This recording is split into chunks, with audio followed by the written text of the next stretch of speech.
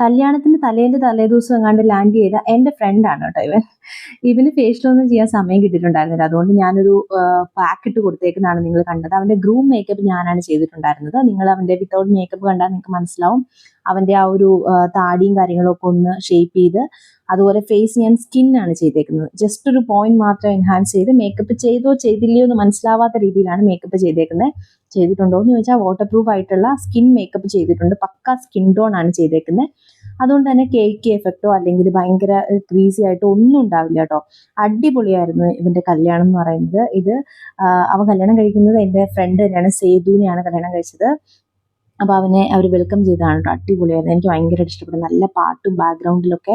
അപ്പോൾ എൻ്റെ കല്യാണം ഉറപ്പിച്ചിരുന്നതുകൊണ്ട് തന്നെ എനിക്ക് ഈ ഒരു മൊമെൻ്റ് എല്ലാം എനിക്ക് അതുപോലെ തന്നെ ഫീൽ ചെയ്യാൻ പറ്റി. ഒരു ജസ്റ്റ് ഇങ്ങനെ ഇരുന്ന് കാണുക മാത്രമല്ല, എനിക്ക് ഭയങ്കര ആ ഒരു ഇമോഷൻ കിട്ടുന്നുണ്ടായിരുന്നു. എസ്പെഷ്യലി ആ സേതു ആ ഒരു താലമൊക്കെ പിടിച്ച് വരുന്ന കണ്ടപ്പോൾ എനിക്ക് ശരിക്കും ഫീൽ ചെയ്തു. കാരണം ആൾക്കും 3 സിബ്ലിങ്സ് ഒക്കെയാണ്. അപ്പോൾ അവരെല്ലാം ചുറ്റും നിൽക്കുമ്പോൾ ആ ഒരു ഫീലിങ്സ് എനിക്ക് ഭയങ്കരമായിട്ട് കിട്ടുന്നുണ്ടായിരുന്നു കേട്ടോ. എൻ്റെ കണ്ണൊക്കെ നിറഞ്ഞു. എനിക്ക് ഭയങ്കര സങ്കടം വന്നു.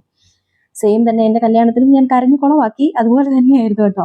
ഇവൻ താലി കെട്ടുന്ന മൊമെന്റിൽ ശരിക്കും പറഞ്ഞാൽ ഇവന്റെ ബെസ്റ്റ് ഫ്രണ്ടാണ്. അപ്പോൾ ഇവർ രണ്ടുപേരും കല്യാണം എനിക്ക് ഭയങ്കര സന്തോഷമായിരുന്നു കേട്ടോ. ശരിക്കും ഇവനാണെങ്കിൽ കെട്ടിയൊക്കെ നല്ലപോലെ പഠിച്ച് അങ്ങനെയാണ് വന്നിരുന്നത്. ഇവന്റെ എല്ലാം പെർഫെക്റ്റ് ആയിട്ട് നടക്കണം. അത് തന്നെ ആ നല്ല രീതിയിൽ ഫോട്ടോയിലൊക്കെ അവർ ക്യാപ്ചർ ചെയ്തിട്ടുണ്ടായിരുന്നു. എനിക്ക് ഭയങ്കരമായിട്ട് ഇഷ്ടപ്പെട്ട, ഞാൻ അറ്റൻഡ് ചെയ്തിട്ടുള്ള ഒരു കല്യാണമാണ് കേട്ടോ ശരിക്കും ഇത് കുറേ ആയി. ഒക്ടോബർ 19 ഇവരുടെ മാരേജ്. ഞാൻ ഒരിക്കലും മറക്കില്ല. അടിപൊളി സദ്യയായിരുന്നു കേട്ടോ. അപ്പോൾ വീഡിയോ ഇഷ്ടപ്പെട്ടെങ്കിൽ ലൈക്ക് ചെയ്യണേ.